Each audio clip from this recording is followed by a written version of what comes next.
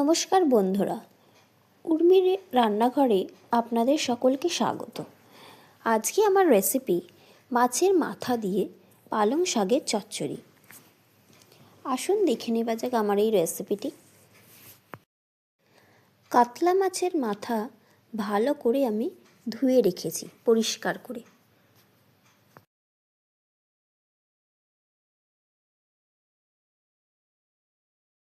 আমি এখানে এক আঁটি পালং শাক নিয়ে নিয়েছি। পালং শাকটাকে গোড়াটা কেটে দেব, কেটে নিয়ে পালং শাকগুলোকে কুচিয়ে নেব। জল দিয়ে ভালো করে ধুয়ে নেব পরিষ্কার করে, গোড়াটাকে ফেলে দেব। পালং শাকটাকে আমি একটু কুকারেতে ভাপিয়ে নেব জল দিয়ে।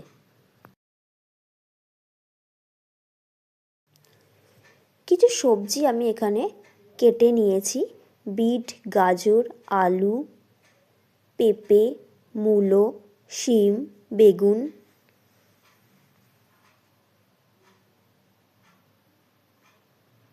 এবারে কড়াইতে সর্ষের তেল দিয়ে দিলাম। সর্ষের তেল গরম হলে এর মধ্যে হলুদ গুঁড়ো আর নুন দিয়ে দিলাম। কেটে রাখা আলুগুলোকে এর মধ্যে দিয়ে ভালো করে ভেজে তুলে নেব। আলুগুলো ভাজা হয়ে গেলে আমি এখানে বেগুনগুলোকে দিয়ে বেগুনগুলোকেও ভালো করে ভেজে নেব, ভেজে তুলে রাখব। এবারে যে কাতলা মাছের মাথাগুলো ছিল ধুয়ে নিয়েছি, সেটাকে নুন আর হলুদ মাখিয়ে নেব। ভালো করে নুন হলুদ মাখিয়ে ওই তেলের মধ্যে আমি মাছের মাথাগুলোকে ভেজে নেব। একটা একটা করে দিয়ে মাথাগুলোকে ভালো করে লালচে করে ভেজে তুলে নেব। এক পিঠ ভাজা হয়ে গেলে অপর পিঠ উল্টে অপর পিঠটাও ভালো করে ভেজে নিচ্ছি।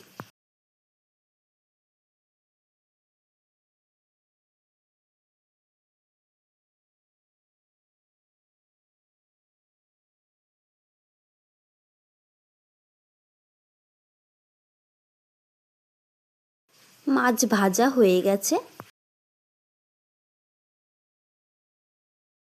এবারে ওই তেলের মধ্যে শুকনো লঙ্কা ফোড়ন দিয়ে দিলাম ও 1 চামচ 5 ফোড়ন দিয়ে দিলাম। হলুদ গুঁড়ো, নুন দিয়ে দিলাম। দিয়ে ভালো করে ফোড়নটা হয়ে গেলে এর মধ্যে একটা বড় সাইজের পেঁয়াজ কুচি করে রেখেছি, সেই পেঁয়াজ কুচিটা দিয়ে পেঁয়াজটাকে ভালো করে ভেজে নিচ্ছি। পেঁয়াজ ভাজা হয়ে গেলে বড় চামচের 1 চামচ রসুন বাটা দিয়ে দিলাম। রসুনটাকেও ভালো করে পেঁয়াজের সাথে তেলের মধ্যে কষিয়ে নেব। 1 চামচ আদা বাটা দিয়ে দিলাম। আদাটাকেও তেলের মধ্যে ভালো করে কষিয়ে নিচ্ছি।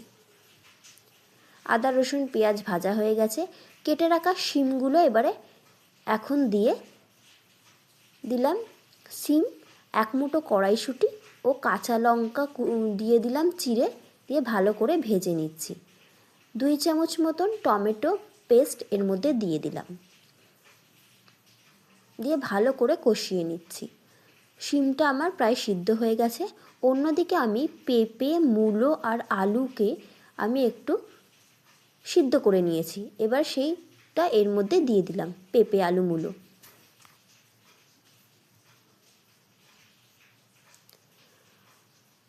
অন্যদিকে আমি বিট গাজরটাও আমি সিদ্ধ করে রেখেছিলাম, সেই বিট গাজর, বেগুন, পালং শাক সব সবজি শাক এর মধ্যে দিয়ে দিলাম। 1 চামচ বড় চামচে জিরে গুঁড়ো দিয়ে দিলাম। গরম মশলার গুঁড়ো দিয়ে দিলাম 1 চামচ। সর্ষে গুঁড়ো দিয়ে দিলাম বড় চামচের 2 চামচ। দিয়ে এবারে মিশিয়ে নেব ভালো করে।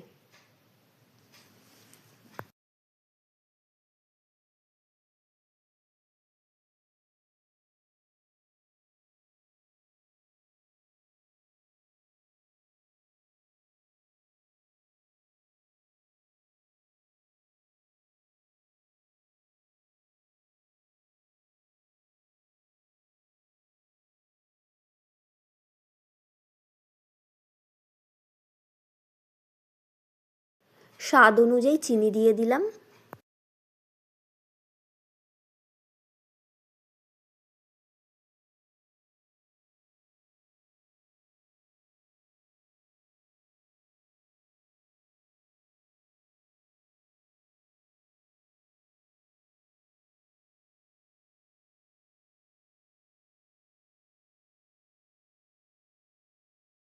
দিয়ে সমস্ত কিছু ভালো করে মিশিয়ে নিচ্ছি, দিয়ে জলটাকে একটু মরিয়ে নেব।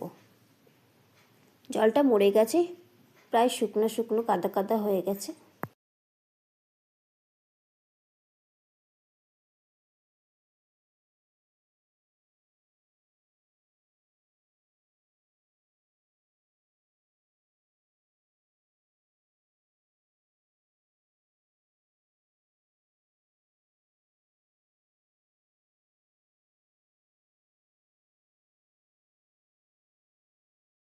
মাছের মাথাগুলোকে একটু ভালো করে ভেঙে ভেঙে মিশিয়ে দিচ্ছি, শেষে ঘি ছড়িয়ে নামিয়ে নেব। হয়ে গেল আজকের আমার রেসিপি পালং শাকের চচ্চড়ি মাছের মাথা দিয়ে।